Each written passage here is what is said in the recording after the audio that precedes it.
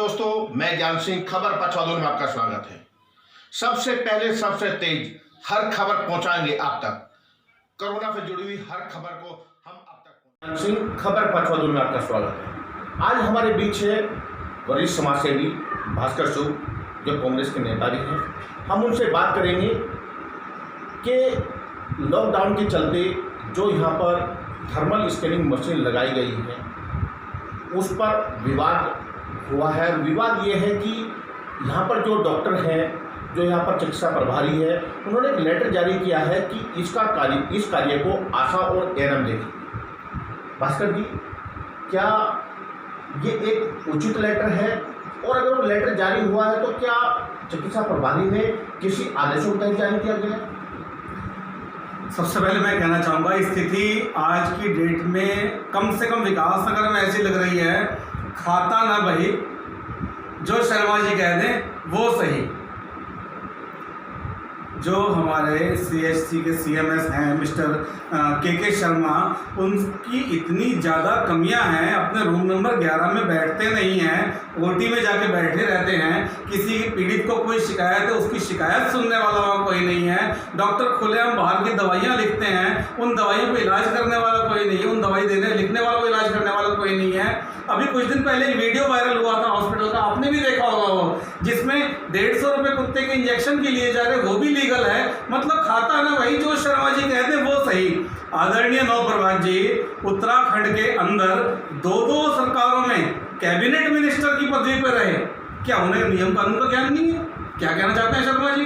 Bankim memorial foundation, उनका जो बेटा इस दुनिया में नहीं रहा, उसके नाम पे वो फाउंडेशन है, और उस फाउंडेशन के माध्यम से नवप्रभात जी एक समाज सेवा का एक अच्छा काम कर रहे हैं कि गांव-गांव में जाके लोग कोरोना से डरे हुए हैं कि वैश्विक महामारी है, लोग डरे हुए हैं। लोग सोचते हैं कि मुझे तो कोरोना नहीं है, कहीं सामने वाला, लोग डिप्रेशन में आ रहे हैं। उन्होंने थर्मल स्कैनिंग की एक शुरुआत करी इस इलाके में, जो कि मूलतः इसी सीएमएस को करनी चाहिए थी, इसी सीएमएस को गांव-गांव जाकर थर्मल स्कैनिंग करवानी चाहिए थी।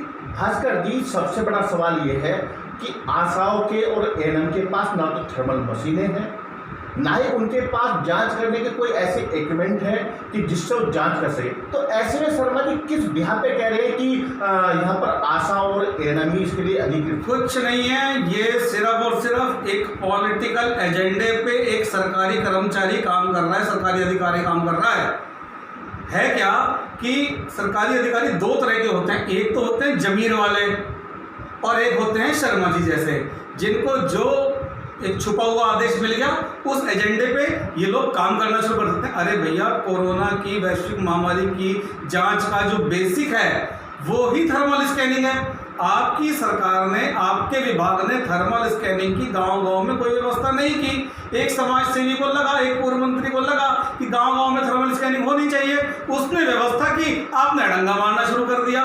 किसके बहकावे में आके, किसके आदेशों पर, किसकी छुपी हुई चोट पर आप ये इस तरह के आदेश जारी करते हैं?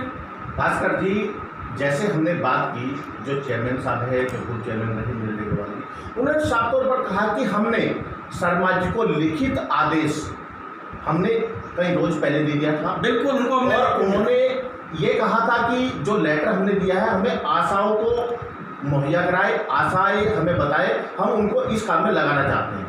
लेकिन उसका कोई जवाब नहीं आया, उल्टा एक लेटर जारी कर दिया।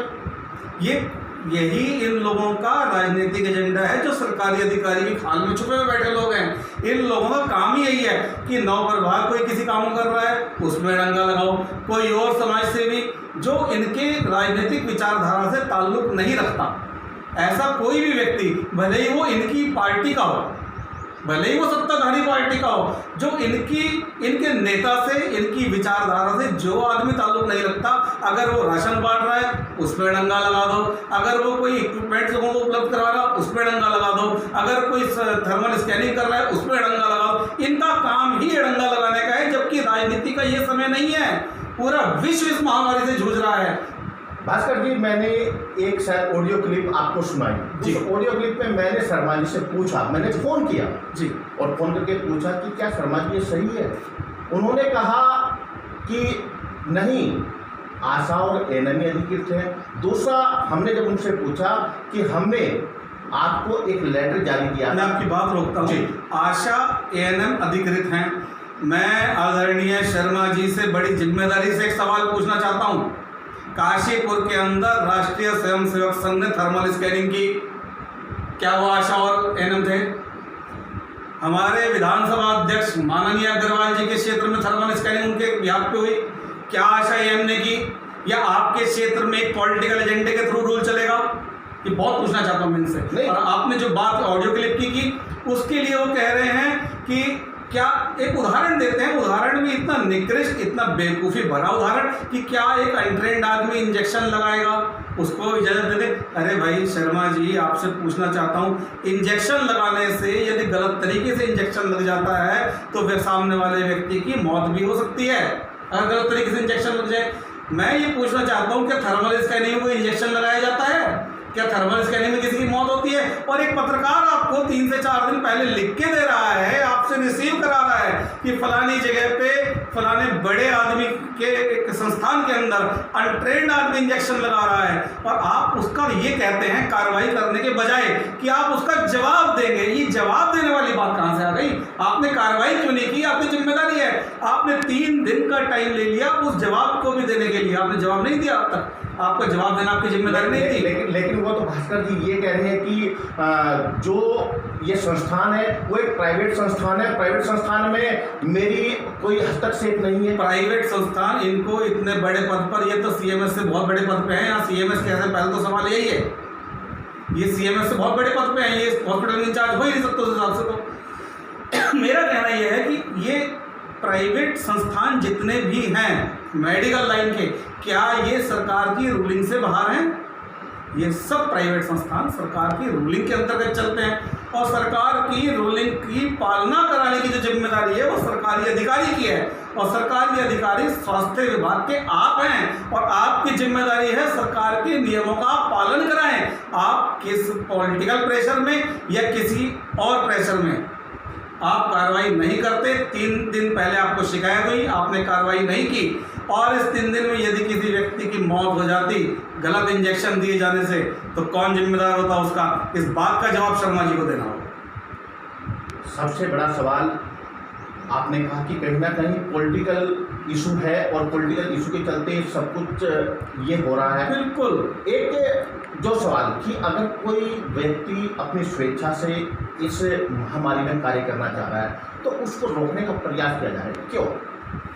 हमारे देश के आदरणीय प्रधानमंत्री नरेंद्र मोदी जी ने खुद कहा, और बार बार कहा, लगभग अपनी लास्ट स्पीच को अगर छोड़ दो तो शुरू की जो 4 स्पीच उनकी हैं, चारों बार देश को संबोधित किया मोदी जी ने। चारों बार उन्होंने ये बात कही कि आप सहयोग करें, और जब नवप्रभात जी सहयोग कर रहे हैं या कोई और सहयोग कर रहा है तो वो सहयोग आपको स्वीकार नहीं है। आप क्या प्रधानमंत्री मोदी को भी नहीं मानते? हम तो बहुत छोटे लोग हैं यार, क्या प्रधानमंत्री मोदी की बात भी नहीं मानते? मोदी जी कह रहे सहयोग करो, हम सहयोग दे रहे, आप सहयोग नहीं ले रहे। आप एक माने हुए विद्वान हैं, मैं जिसके बारे में बात कर रहा हूँ वो व्यक्ति भी समझ जाएगा, और आप भी समझ रहे होंगे मैं किसके बारे में बात कर रहा हूँ। बहुत बड़े विद्वान, बहुत बड़े जहीन आदमी के रूप में आपकी बात कही जाती है कि बहुत जहीन आदमी है। मैं आपसे पूछना चाहता हूँ मान्यवर जिले इलाही, क्या आप नरेंद्र मोदी जी की बात भी नहीं मानते? अगर कोई सहयोग देना चाहे आप उसमें डंगी लगाते हैं। नवप्रभात जी ने कहा था कि हम 2 बसें दिल्ली के लिए बुक कर चुके हैं, हम भेजने को तैयार हैं, हमें परमिशन दी जाए। आपने कहा नहीं जी, बसें दी जाएगी। क्यों भाई? इधर तो आप कहते हैं सरकार के पास पैसा नहीं है, दिक्कत है, इधर कोई आदमी अरेंज कर रहा है जो सक्षम है, आप उसे इनकार कर रहे हैं। सारा काम, टोटली काम पॉलिटिकल एजेंडे पे हो रहा है, जबकि ये पॉलिटिकल एजेंडा चलाने का टाइम नहीं है। इनको समझना चाहिए इस बात को कि जनता की सेवा करने का टाइम है। आपने कल एक ब्लॉक में, एक तहसील में 2 सैनिटाइजर डिस्पेंसर लगवाए। एक प्राइवेट मोबाइल शॉप के मालिक के थ्रू या ठेकेदार जो भी कह लो, उसके पैसे के वो हैं, ऐसी मेरी जानकारी मिली है, वो आपने लगवाए। क्या नवप्रभात जी ने कोई ऐतराज़ करा? क्यों लगवाए? विपक्ष के किसी नेता ने कोई ऐतराज़ करा कि आपने क्यों लगवाए? क्या हमने ऐतराज़ करा? किसी समाज सेवी ने ऐतराज़ करा? नहीं करा ना। ऐतराज़ क्यों नहीं करा? ऐतराज़ इसलिए नहीं करा कि वहाँ सैनिटाइजर डिस्पेंसर की जरूरत है, आपने लगवाए हैं, बहुत अच्छी बात है, भले ही उसका अरेंज किसी ने भी करा हो। समाज सेवा का टाइम है, ये व्यक्ति की सेवा का टाइम है। जब समाज की हर अंतिम व्यक्ति की सेवा का टाइम है, आप भी सेवा कीजिए, अपने सहयोगियों से सेवा करवाइए। और अगर कोई हम सेवा करते हैं या नौप्रभाष जी सेवा करते हैं, आप सेवा करने दीजिए और करवाइए भी। मुझे अच्छी तरह याद है कि यहाँ पर जैसे लॉकडाउन स्टार्ट हुआ, और लॉकडाउन स्टार्ट होने के साथ ही लोगों ने जितनी भी संस्थाएं हैं वो हर कोई मदद करने के लिए बाहर आया और उन्होंने मदद की भी है। चाहे वो उन्होंने रसोई चलाकर मदद की है, चाहे उन्होंने खाना बांटकर मदद की है, चाहे उन्होंने किसी भी स्तर से जाकर उनकी मदद की है, लेकिन उन्होंने मदद की है। बिल्कुल। तो ऐसे में अगर मदद करने वालों पर ही सवाल उठने लग जाए जी, तो क्या होगा?